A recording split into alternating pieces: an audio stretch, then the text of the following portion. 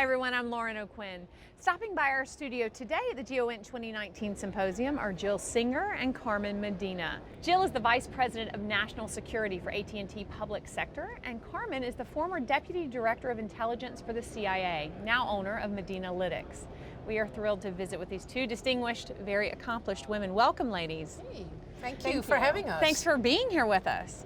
So let's get to it. The subject is IT modernization. Now, we know that IT modernization is a priority in the federal government. So what are you seeing in the IC that's different than other federal agencies? Wow, where to start, eh? Yeah, I could kick it off a little bit if you don't mind, Carmen, then you can hop in. There is an activity that's been underway in the IC for about 5 years called iSight, IC, IT Enterprise, or something like that. I might get the acronym wrong. They started out by just delivering foundational infrastructure technologies that would work across agencies. So the theme of do in common what is commonly done. Every mission is unique in the IC. There's a constituent for every tool that's ever been deployed in the IC. But on the modernization front, I think probably one of the biggest things that you can recognize is the cloud that they have put up, the government cloud and the commercial cloud service that's out there. That really brings cloud computing to the top secret environment. So it brings a capability we all use in our daily lives into utility in the intelligence community, and I think with a good amount of success at helping to modernize IT.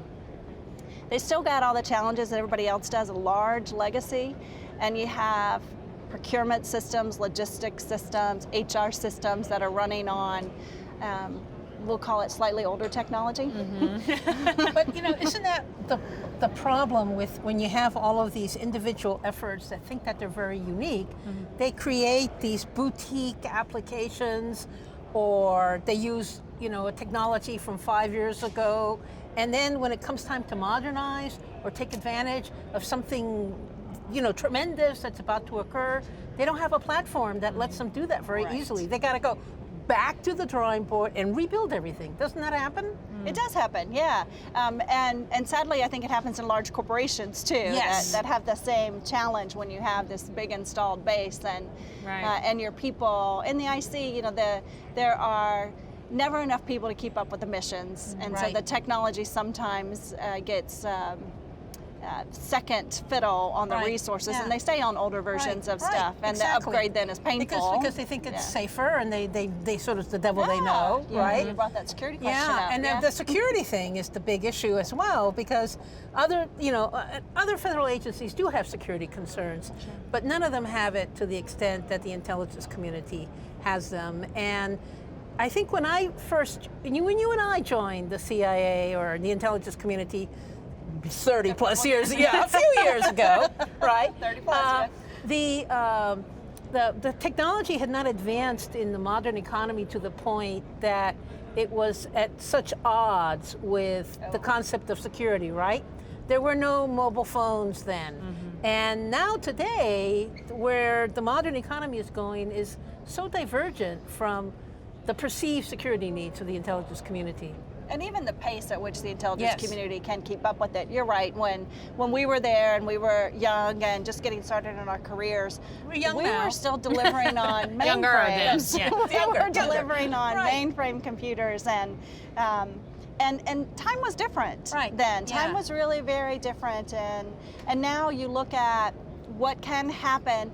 Someone in their basement can invent an amazing application that is available on a platform, on a mobile platform or a tablet platform, and they can do it overnight and put it out there, hopefully with some supply chain management around it to make sure it's good code, and change the world. Right. We didn't have that in the 80s. No one was bringing anything that fast that would actually change the world, and so having the intelligence community keep up with that requires risk. Sure. And risk is the antithesis of security. Yes, it is the antithesis of security. And so that is a balance that I think is hard to strike. A phrase I like to use about my career, realizing it applies to yours too, is that my career spanned from typewriter to Twitter. Wow. Yes. Right? Absolutely. And it's interesting to be part of that generation that had that complete experience. I started off on typewriters. I ended up joining Twitter. Yeah, so much change in such a short amount of time. Absolutely. Right. Yeah. Well, you mentioned this, I think, that it's obviously security is one of the biggest challenges, but what are the biggest challenges that are impacting mission effectiveness? And how can technology help them address these challenges? Well, there's this whole question of the amount of data that exists in the world. And it's not just data as in words.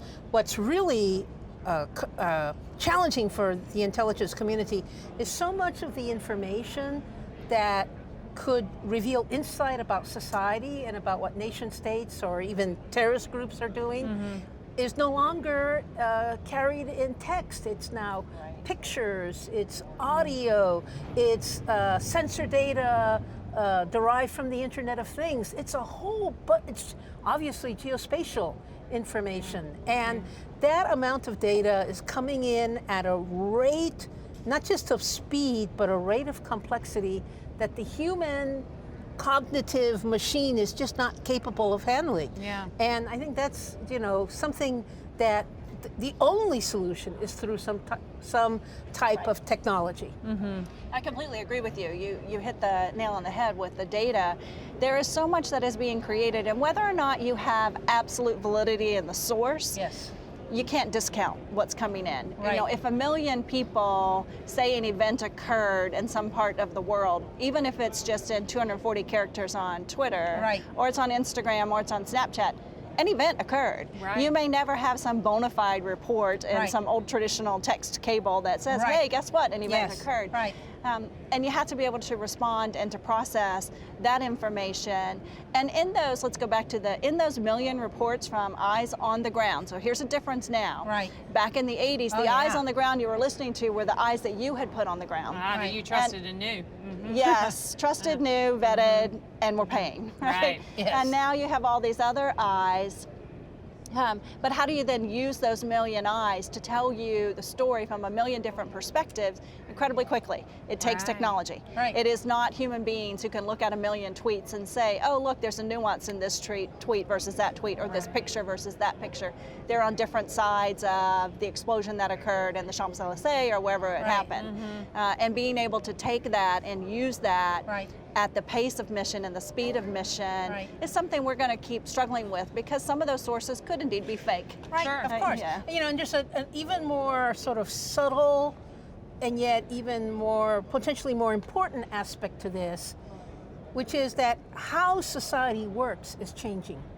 So we, 30 years ago, we did not really have the ability for a single individual to mobilize a segment of society overnight through a tweet that they issue, right? Right. Excellent point. And we have 30 years ago narratives. The stories that we told each other were controlled by elites or controlled by newspapers or other media outlets. But now any individual has the ability to start a meme that can literally start a fire somewhere in the world, right? Absolutely. And so that is a new type of societal disruption that the IC cannot use its old methods Right. to understand, deal with, interpret for the policymaker. So there's that aspect to it as well. Yeah, and you bring up an interesting point. The IC has always watched open source, unclassified materials, old gray literature and stuff as a source of intelligence, but I think really grabbing it and embracing it with the full force of the IC is necessary. Back to that risk versus security balance, recognizing that some of the judgments you may make from all of that open source material could be off or nuanced because the source intended that. But I think there are good basic practices in the intelligence community from an analytics perspective approach, where they can look through their assumptions and also look through a bunch of open source material that they didn't control the creation of, and ask the right questions. Right, To say, I can move at this pace, but it's going to be a change, or it needs to be a change. Exactly. And how long you allow an analyst to pour over something, or their boss to pour over something, or their boss's boss to pour over something before you decide that it has utility. Right, exactly. Yeah. So much change. Now, we keep talking about security, which is obviously a concern in the IC. How do we modernize it? What areas within IC agencies could be updated? Wow. You know, wanna we've start? had, yeah, I'm happy to start. We've talked about Twitter, we've talked about social media, we've talked about all the data that's available for intelligence analysis purposes. That's all data that's available for security of individual purposes. You know, what is the one thing that we hear employers complain about, from partners, industry partners complain about? The one thing that we hear the college applicants complain about in the process is how long it takes to get through the security processing. Right. Now, no one wants it to be an overnight thing, because it does deserve more attention than that. Sure. But I think if we really used everything that is available, we know immediately. You know, my credit report knows every day what has changed. Sure. So that information is available in a real-time cycle. What you're doing on Facebook is an indicator. You know, you always tell your kids, be careful what you put out there. What you do on all the other media sites, even if they don't have your password, they can get a picture and a profile of you that can make some quick decisions. Sure. Going around the neighborhood and knocking on your neighbor's doors just seems very antiquated to me. It is. I remember when I was getting my first security clearance, the guy doing the clearance on me knocked on my door to ask about me. And I said, no, you don't want to talk to me. You should have said, oh, I'm amazing. I have opinions about me. Yes, I'm excellent, right? But another example of how you could do security clearances differently is I remember calling my car insurance company a couple of years ago and saying, this is too expensive. What can you do for me?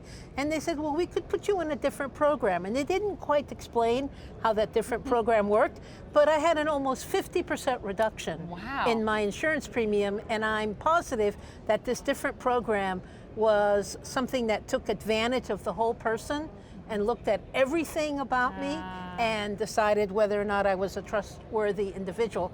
And they came back to me with that new quote in about 10 minutes. Wow. So that's how quickly they, essentially what they did was a security clearance on me, but they did it in 10 minutes. Yeah, so there's something, so 10 minutes is a little bit not going to happen, but something's got to be shorter than 12 months to 18 months. Sure. And especially if it is someone who has been a trusted worker in the intelligence community, as holds a current clearance, understanding that they may have changed companies in a day, that doesn't really change who they were the day before. You trusted them to do a job, you can trust them to do the next job. So I think security could be changed there. I also think you could look at how they're doing the accreditation and the testing and the verification of the things that we're putting into new software, new applications, hardware, yeah, something more automated, something less human intensive that would speed that process along. Well, isn't there a tendency for government to kind of start from scratch on each of these? Like this might be, you know, the 10th software from this software provider, and everything has run very well, but yet they still sort of go back to square one to validate it? It depends. Yes. Yeah, it depends. If they consider a significant baseline change, then they want to look at it again. So the subjective definition of significant baseline change is indeed there. But when you look at cloud technologies and you look at what we're used to in our personal lives as consumers, or you look at what you deal with in corporations or even with your banking or whatnot, they move at a faster clip in that analysis of what changes or what do I need to deploy next. And I think there's probably some improvement we could make in the cybersecurity approaches and processes inside the intelligence community to allow them to take advantage of newer technology faster. Yeah, that makes sense. Yes. Yeah. So how open are agencies to adopting newer technologies such as SDN and IoT? Or any of the IC agencies currently adopting SDN? You know, there's a surprising amount of interest and engagement in technologies like software-defined networking. Certainly from a sensor perspective, there is a lot of interest in the Internet of Things. Sure. I'll say a couple things about both of those. On software-defined networking, if you are going to do it for the classified network, we can help you, put technologies in there that allow you to shape-shift that network to meet the mission demands.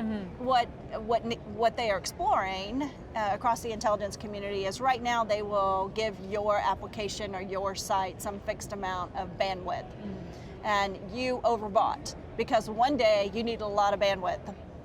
or one day it was a mission critical site, or one day an event happened, back to that million people on Twitter had an event, so you bought this really big amount of bandwidth. Well, now you're paying for it every day. But with SDN, I think they realize they can fluctuate that bandwidth so that if that event occurs, they can, it's not literally like this, but they can swing it over to that location and get a more concentrated amount of bandwidth to meet that need. So I do see a lot of progress there.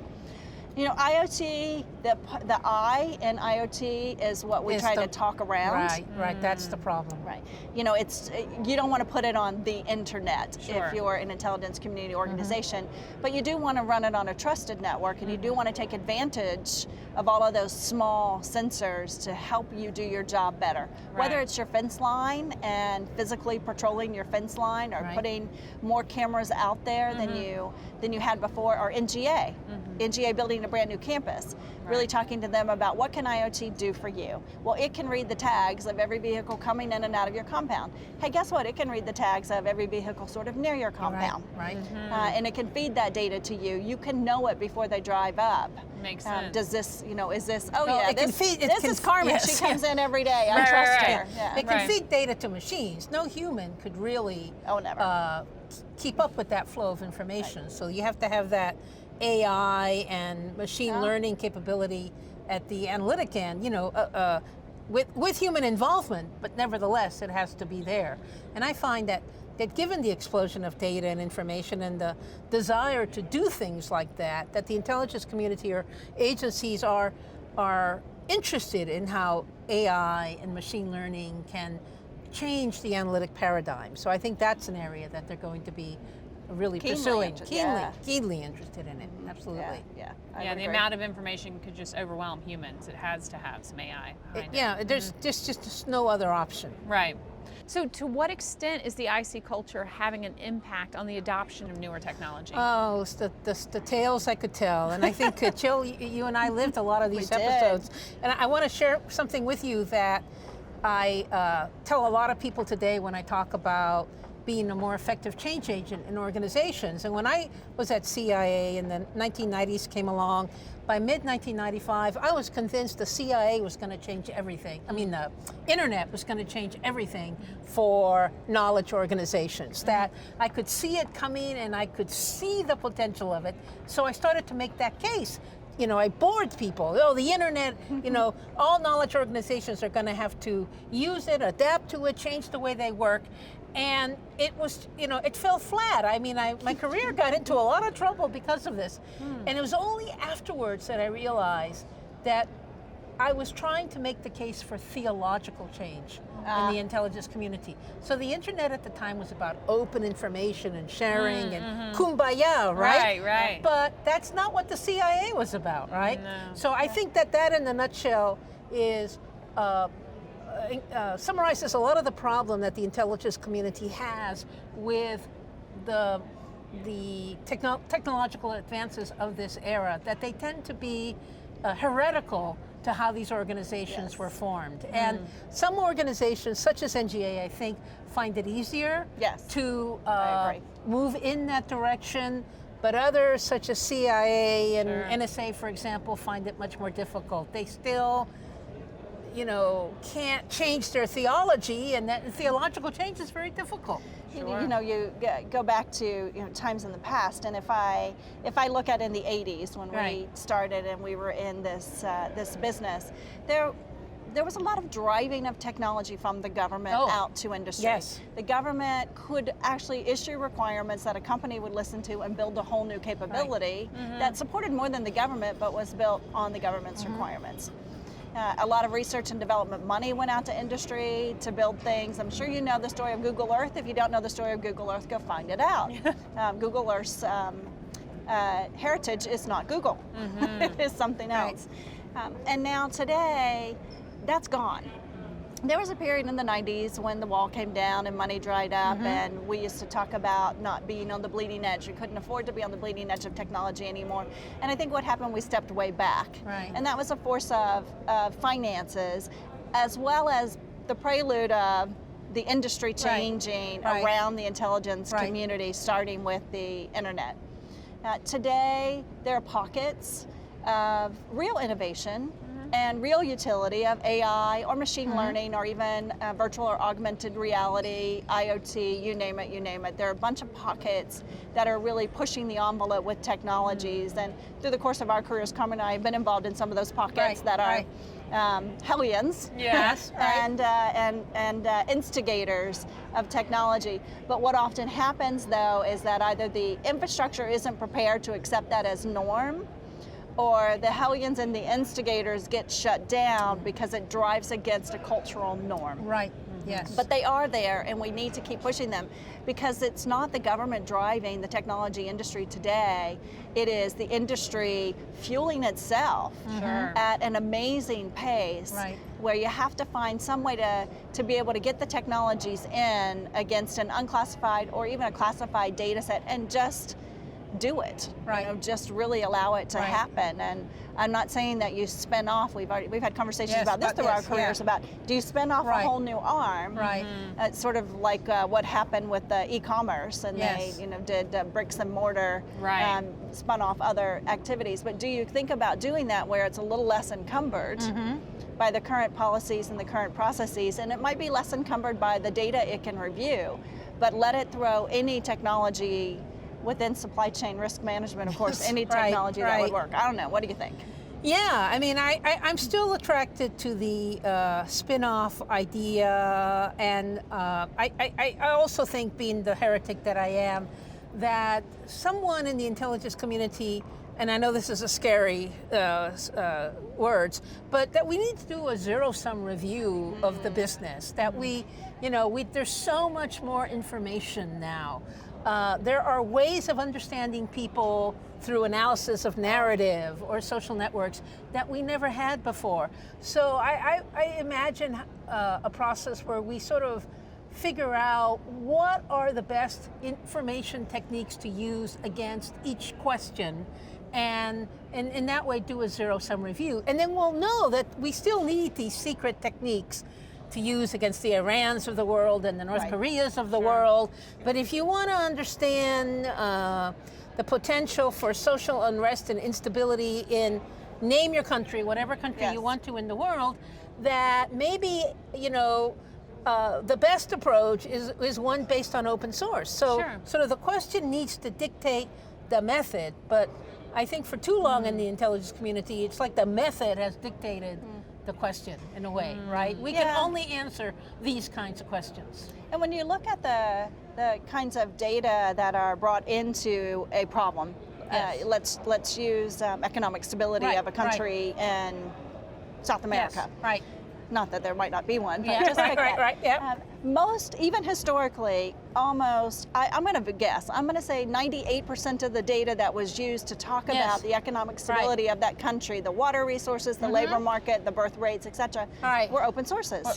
But they got commingled with just a tiny little bit of classified data, and then took on a life of their own as classified material. And I believe rethinking that. You bring up a huge subject, because when I was working on this, it just annoyed me so much that we were classifying something at such high levels when only 5% of the information was at that classification level. And therefore we lost the opportunity to serve our customers and policymakers in more natural ways. Nobody wants to go to a secret room on a weekend to read one piece of information, right? And we could have found a way over a trusted network, for example, to provide that information if we just did a better job of separating the wheat from the barley. I'm not going to call it chaff, right? No, but it has value. It has value, exactly. That makes sense. Well, how can agencies overcome the hurdles of current acquisition processes to obtain the technologies that the IC needs? And what can the IC do to help streamline the process?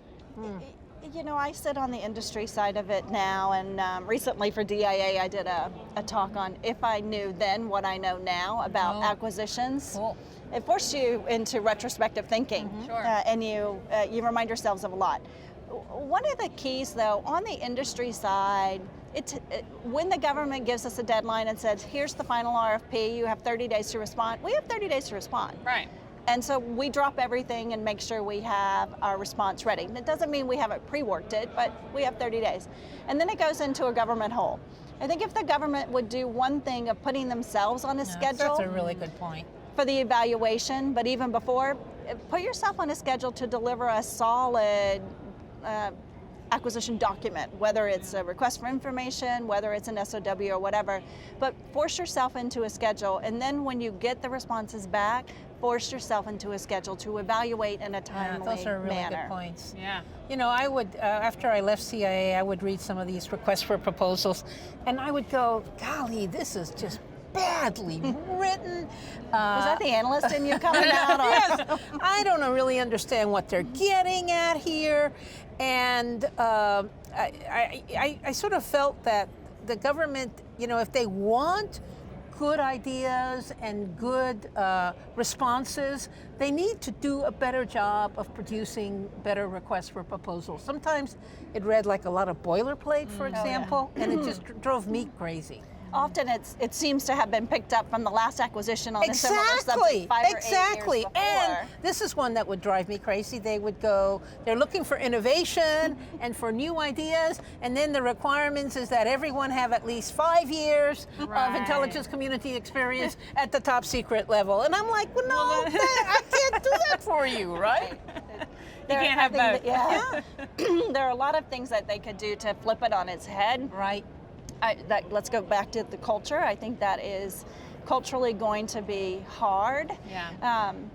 And I often say the acquisition workforce, put the program managers who should be building the requirements to the side, but the acquisition workforce, they're overworked. Yes. They're understaffed. Right. Generally, they're underexperienced, and they're reminded on a regular basis that they have a warrant. Yes. So when they sign off, it is on behalf of the government. Right. And so I think they're very conscientious and very serious about their jobs. And that pushes them into a much more conservative approach. Yep. Yeah. And, you know, and finding ways, we keep going back to the 80s. Not everything was great back then, but.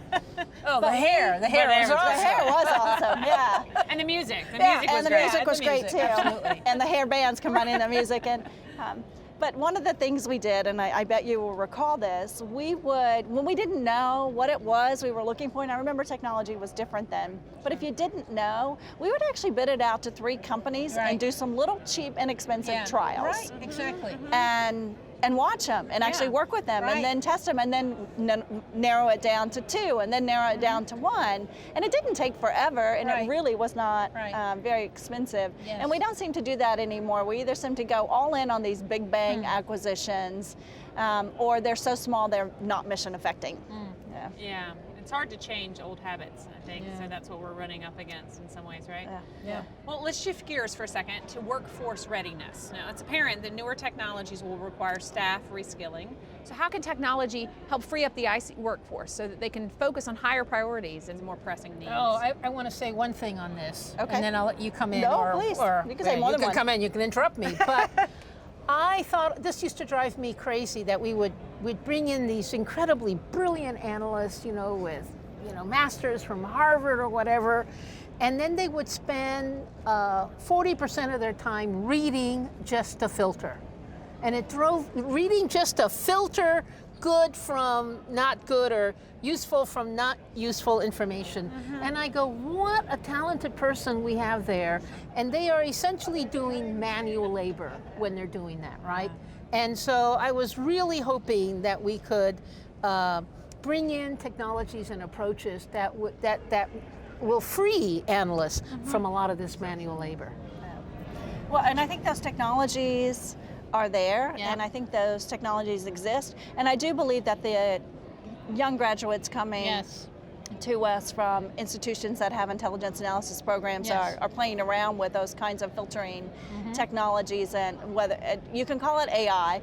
I sort of sit back and AI is really data analytics. I think that's what we're seeing out of a lot of AI that just has a lot of data and the speed to give you maybe not a decision, but some insights. And if we can find a way to bring those technologies in, and then also find a way for the culture and the managerial structure to accept that they didn't read everything with their own eyeballs. Right. But they gained insights and gathered insights from a a technology that was binning and bucketing like information and giving them peaks, and then they poked into those peaks. Exactly. That would be helpful for the workforce, but it does require perhaps some shift or some adjustment. And I think there's also there's risk of intelligence failure. It's what do you know that you didn't know you knew? Is a challenge, and that falls into the failure. If you don't know that you know it, and afterwards, Monday morning quarterbacking, it becomes known. I think that's one of the scariest things. That's something about the intelligence community that's different from private industry, and we asked that question earlier. But the level of blame, or the level, the kind of disasters that can occur in the intelligence community create this dynamic that isn't always very healthy in terms of bringing in new ways of doing things. People would rather fail with the method they know than potentially fail with a method that they can't quite explain. Fear for example, of the unknown because of these and you hear a lot about artificial intelligence. The computer can't actually explain the result that it's gotten, that it's not transparent to the user. And imagine having to give that response to a congressional investigation after some horrible, God forbid, intelligence crisis. That's, bad. I think that's very true of today's AI. If you know any companies that are working on the actual models and the engines underneath, they will say that. We do not know how it came to this conclusion. We have spent the last 5 weeks looking at the decisions it made, trying to understand why the machine reached that conclusion. So you raise a good point. I don't think it would go well for that individual sitting in front of Congress or another policymaker. But back on the workforce. So I think we do have to find ways to keep attracting that workforce. Naturally the intelligence community piques the interest of the best and brightest minds that are coming out of American and or international universities. Let's assume we can get them through the clearance, security clearance processing and get them in before they lose interest in the intelligence community. And let's assume that we can give them sufficient technology to do their job. Then I think it is the excitement of the mission that originally attracted them that actually keeps them. That's their glue. In industry you might have glue that looks like stock, or you might have glue that looks like long-term bonuses or something. But for those folks, it really is heart and mission. And I'm sure the reason why we spent our whole first careers doing that work. Absolutely. And there's another wrinkle in this workforce readiness, is that if AI advances the way we think it's going to advance, and we think it needs to advance so that we can really handle all this data, then we're going to have to think about different dynamics in the workplace. It's going to be human-machine interaction and human-machine trust, and working all of that out. I mean, I don't have the solution for it, but it has to be incremental, and it will take time to work that all out. And it has to not be a competition. Absolutely. It's human-machine collaboration where they come together, to make sure that the answer isn't biased either by the machine, which does introduce bias, or by the human, and it's seen as a partnership. We use that word, seen as a partnership, seen as a collaboration, and seen as something that is jointly owned or owned by the human. Whatever the result is owned by the human. Maximizing the best features of each. Ladies, it's been so great to talk to you. You've provided us with so much insight and expertise. Thank you so much for your time, Jill, Carmen. Thank you, Lauren. Thank you both. We appreciate it. Thank you.